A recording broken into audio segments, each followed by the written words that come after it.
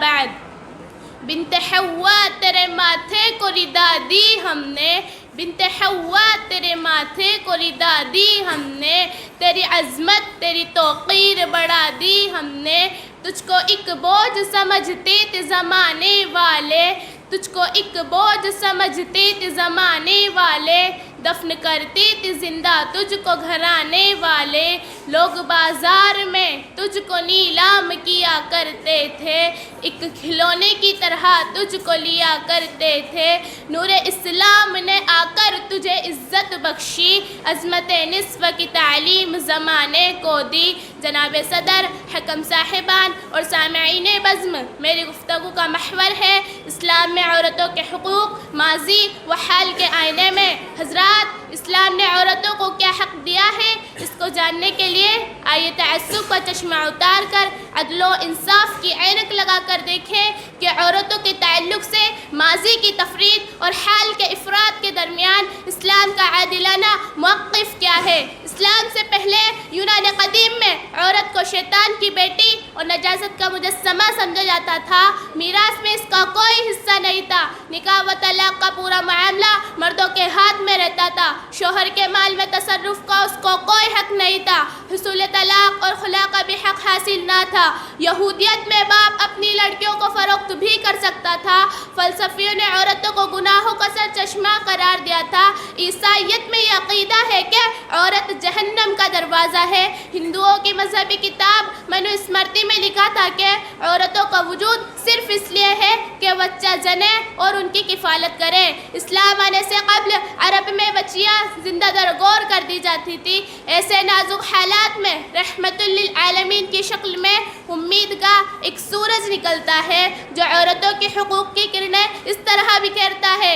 الدنیا متاع وخیر المتاع المرأة الصالحہ، دنیا کی تمام چیزوں میں سے سب سے خیر والی چیز نیک عورت ہے۔ قرآن میں یہ اعلان ہوتا ہے کہ عورت اور مرد بحیثیت انسان برابر ہے، ان میں کوئی تفاوت نہیں۔ لقد خلقنا الانسان فی احسن تقویم، عورتوں کی محبوبیت کے لیے ایک طرف ارشاد خداوندی ہوتا ہے زین للناس حب الشہوات من النساء، تو دوسری طرف زبان رسالت یوں گویا ہوتی ہے حبب الی من الدنیا النساء، سکون و راحت کو عورت کی تخلیق کا مقصد بتایا جاتا ہے۔ ومن آیاتہ ان خلق لکم من انفسکم ازواجا لتسکنوا الیہا، عورتوں کے ساتھ اچھی طرح زندگی گزارنے کے لیے اللہ تعالیٰ کا فرمان جاری ہوتا ہے وعاشروہن بالمعروف۔ رسول اللہ صلی اللہ علیہ وسلم اسی مفہوم کو حجۃ الوداع کے موقع پر یوں واضح کرتے ہیں حقہن علیکم ان تحسنوا الیہن فی کسوتہن وطعامہن، ناگزیر مجبوری کی وجہ سے عورتوں کو خلا کا حق تفویض کرتے ہوئے کہا جاتا ہے فلا جناح علیہما فیما افتدت بہ، حقوق نسواں کے علمبرداروں، اسلام نے جس طرح مردوں کو اظہار رائے کی حریت سے نوازا، اسی طرح عورت کو بھی ضمیر کی آزادی عطا کی۔ آپ صلی اللہ علیہ وسلم نے فرمایا بیوہ یا مطلقہ عورت کا نکاح جب تک نہ کیا جائے جب تک کہ اس کی رضامندی نہ لی جائے، اور بالغ دو شیزاؤں کا نکاح بھی اس سے اجازت لیے بغیر نہ کیا جائے۔ سن رشد سے قبل بچپن میں ہی اگر ماں باپ نے اس کی خیر خواہی میں اس کا نکاح کر دیا اور بلوغ کے بعد حالات مساعد نہ رہے تو اس کو اپنی مرضی کے مطابق نکاح کو باقی رکھنے اور توڑنے کا اختیار دیا گیا۔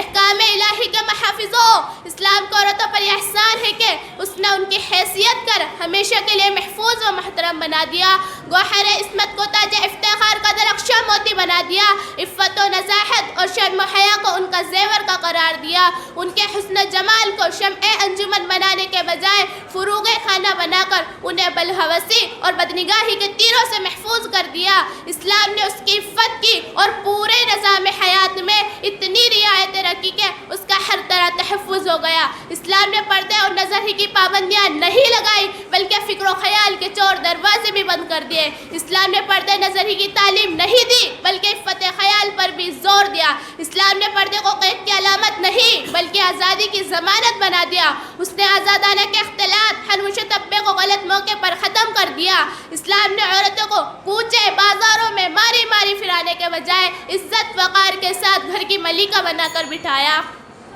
اس راز کو عورت کی بصیرت ہی کرے فاش، اس راز کو عورت کی بصیرت ہی کرے فاش، مجبور ہے معذور ہے مردان خردمند۔ لیکن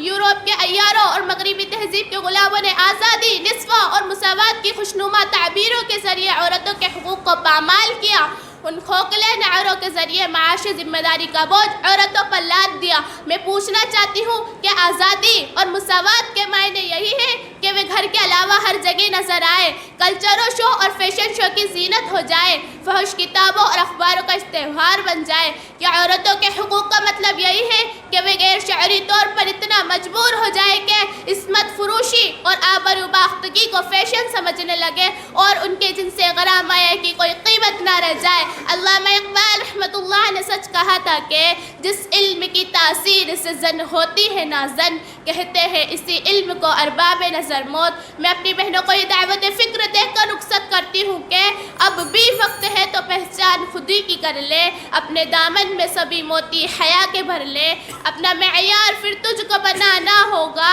مغربی طرز سے دامن کو بچانا ہوگا، ہاتھ میں گر تو اٹھا لے گی نشان عظمت، پھر تیرے پاس چلی آئے گی ساری عزت۔ وما علینا الا البلاغ۔